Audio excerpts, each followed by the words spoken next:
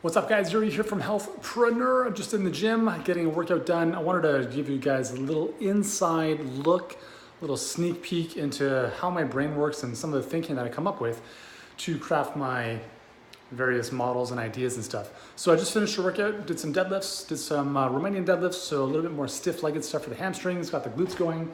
It's feeling pretty good. Actually, I've been off deadlifts for probably more than a year, because I tweaked my back doing them about a year ago and just never really had the desire to get back into them.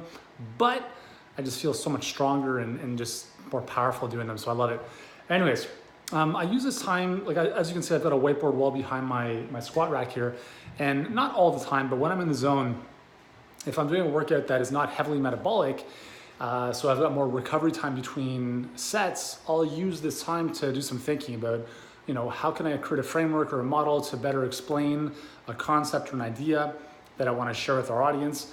And so this is kind of the brain trust of where some of this goes on.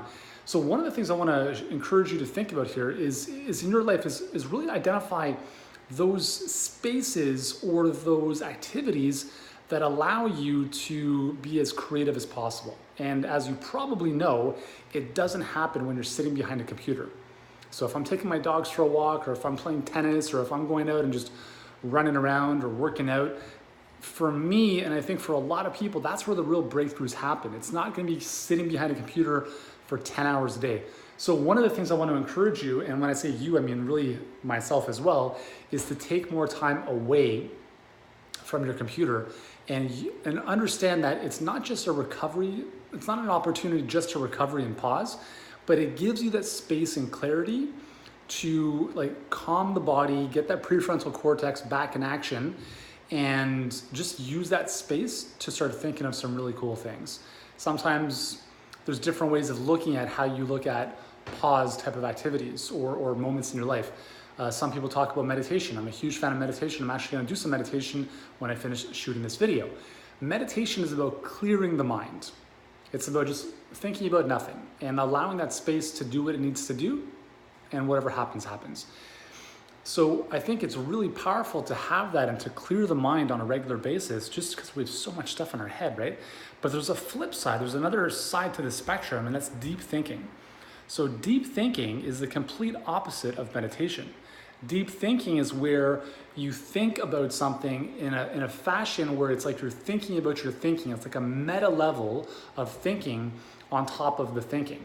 And it really requires a lot of brain power, and it can be really tiring, but when you create those breakthroughs, it becomes very powerful. So let me show you an example.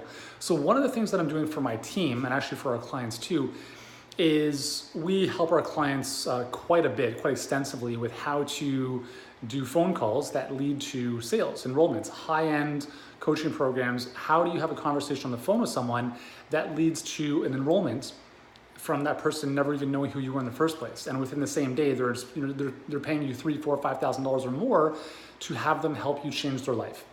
So one of the biggest problems people run into is, how do I overcome objections?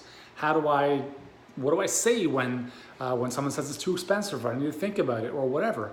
So we have a lot of great training on that. Here's exactly what you can say, here's some questions, here's some rebuttals.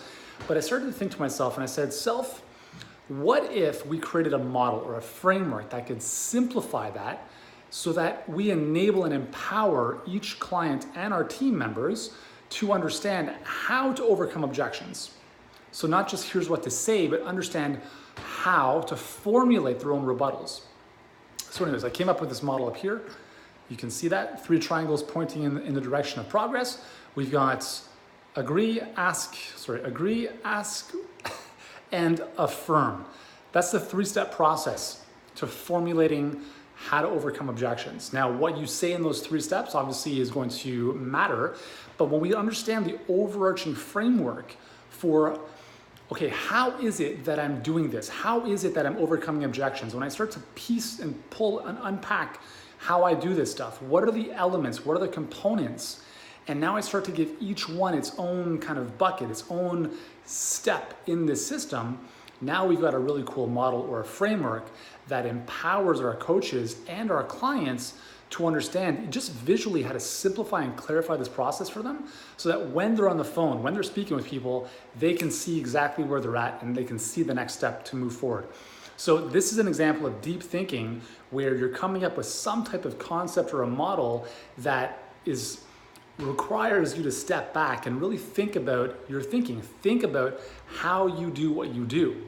And I spend a lot of time thinking about this kind of stuff because I understand that once it's done, you have a model from which you can now do a lot more productive work. So it's like framing the work before you do the work instead of running around like a chicken without your head on. So this is kind of an example of how I come up with some of that creativity. And anyways, I hope this is of value to you.